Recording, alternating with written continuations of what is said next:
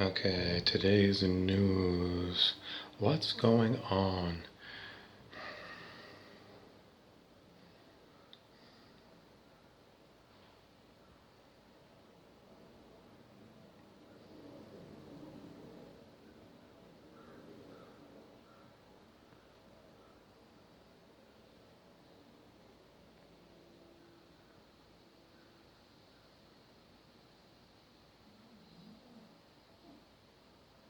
Clancy's still, it's like he's got constipation. He can't stand quiet. If I go quiet, Clancy goes, it's like a baby trying to push out a poop. He's very uncomfortable. We call it constipation.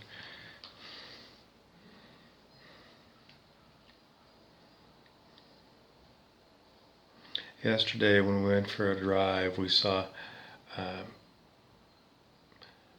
CLCY on 2 license plates, Clancy. So, what else did we see? That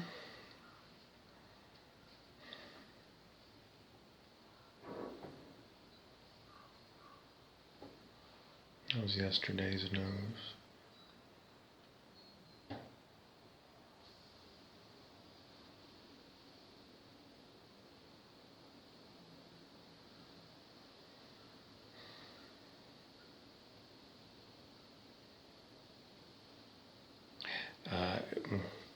We play a word game. Like, did you know there's a lie, L-I-E, in the word believe? Yesterday we came across a new one. Now, have you all heard of the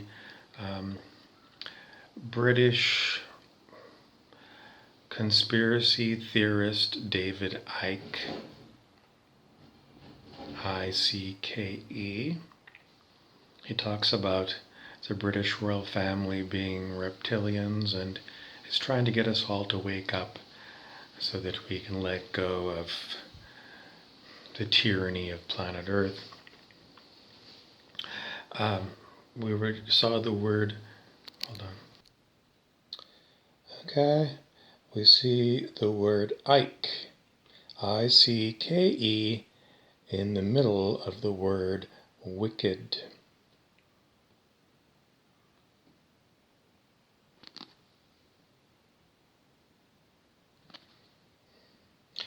Wicked, the life and times of the Wicked Witch of the West.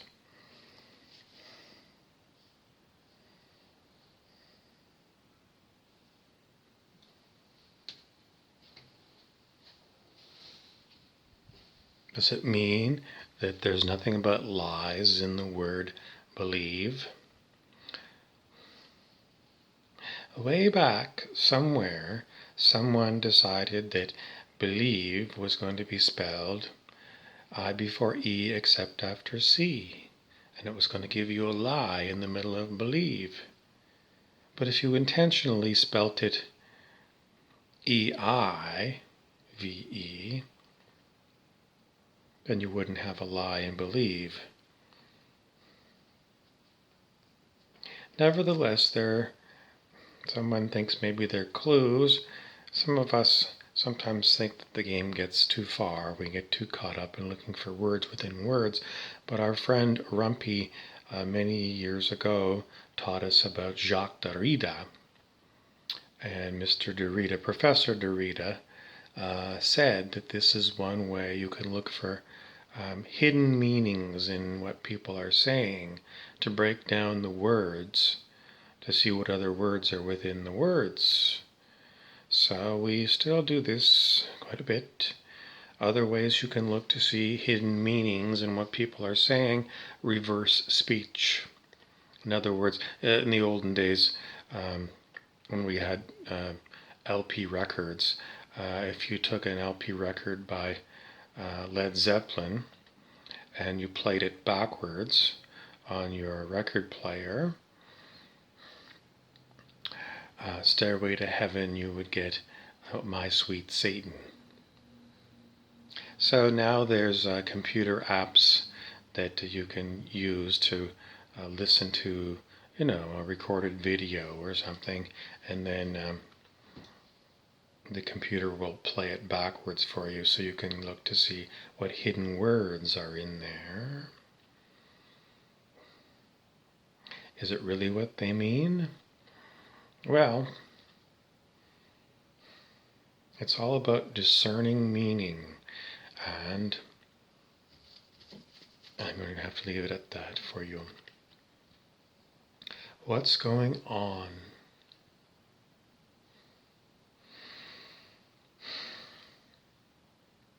Is there a great awakening going on? The QAnon and Donald Trump supporters make America great again?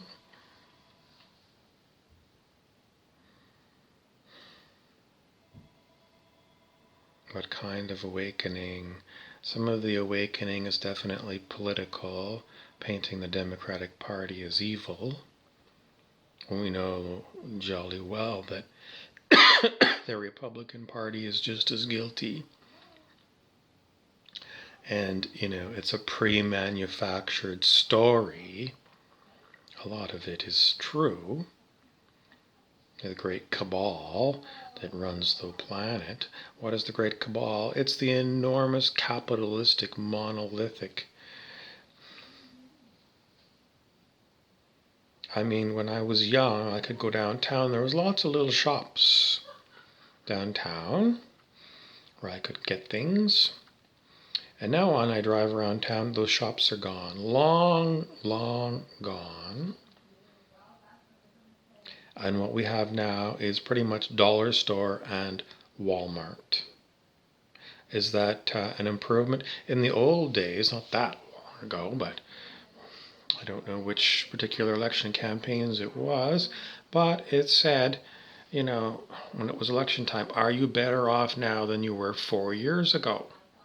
And that's how they suggested you make your decision about whether to keep the existing politicians or get rid of them and try someone new. If I look at the way things were when I was a boy of 12 versus a boy of today, at 12 I wasn't happy with the way the world was. I already could see that there was a lot of problems in our world and a lot of idiots that call themselves government.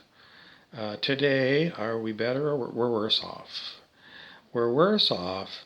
Things are definitely worse. When I was 12, at least people could get good paying jobs, which meant that they could get a house, have a car, have a vacation, have a family. Today's world, no, we're way worse off.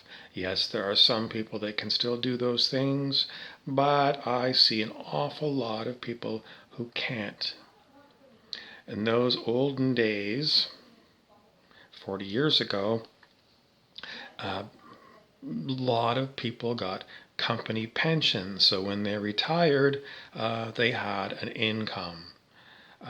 Starting when I started work after university, those pensions were thrown away by the corporations. So the deal that the corporation had with the population, if they ever had a deal, was you work for us and we'll look after you. That got thrown away so that the corporations could increase profits and cut costs. Capitalism, I still say, is the number one problem on planet Earth. It is everything to do with concentrating money into the hands of people at the top of the food chain. And then, at the bottom of the food chain, we've got local landlords, people who want to make a passive income by becoming a landlord, outbidding poor people for the inexpensive housing.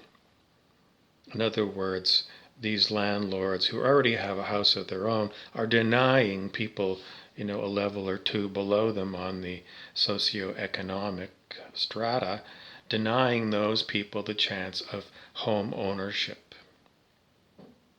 by bidding up the prices of what used to be considered reasonably priced small homes. So everyone is guilty of squeezing the working class. Working class is always squeezed, squeezed, squeezed. And the people above them will say, well, we're squeezed because we're still trying to have a house, a summer cottage, a couple of 3-10 vacations a year, and we still want to have our wine and cheese parties. And so it has always been this great problem where the people at the bottom who are serving you coffee and donuts, or, I mean, it used to be like that, I suppose, those people who were retail workers working for minimum wage. It just seems like more and more that's what there is, minimum wage.